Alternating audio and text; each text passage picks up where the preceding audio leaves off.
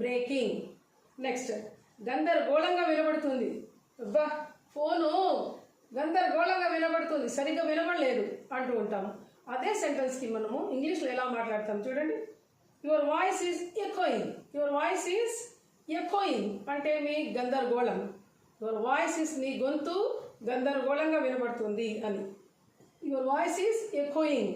ECHOING ఎకోయింగ్ అంటే గందరగోళం. Okay.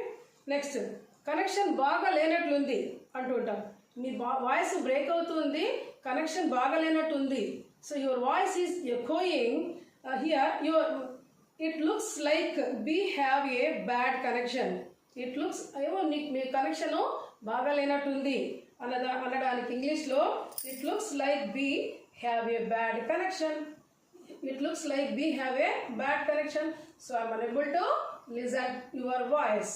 Okay. Next క్షమించండి.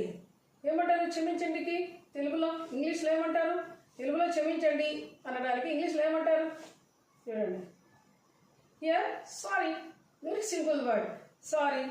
ఏంటది? What's that? ఏంటది?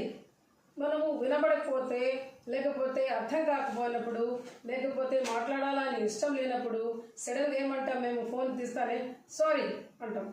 ఏమంటాము? సారీ అంటాం, క్షమించండి అని చెప్పి పెట్టేస్తాం ఫోన్. లేకపోతే మళ్ళీ మళ్ళీ చూస్తుంటే వాట్ ఈస్ దాట్ అంటాము. ఏంటది? వాట్ ఈస్ దాట్ అంటూ ఉంటాం.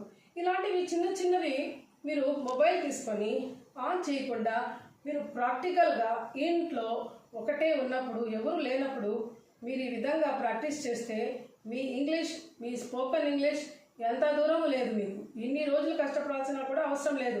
20 days రోజు ఒక మీరు 10-15 minutes లేదా హాఫ్ అన్ అవర్ అయినా కూడా మీరు కేటాయించాల్సిందే. ఎందుకంటే మనము నేర్చుకోవాలా అని మనము అనుకున్నప్పుడు అది సాధించే తీరాలి.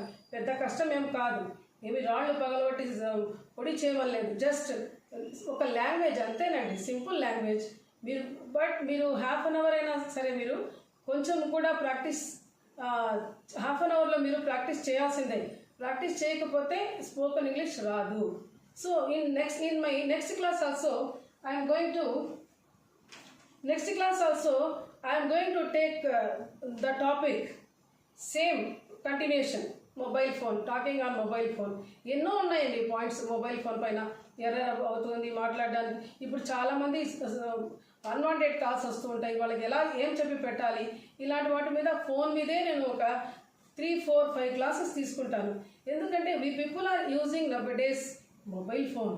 Okay, every work is going by mobile phone. So that's why we have to learn particular points while speaking. We have to use these sentences in English. Okay, and next topic kuda nenu mobile paine చెప్తాను మీకు. Don't feel bored but should learn. Understood?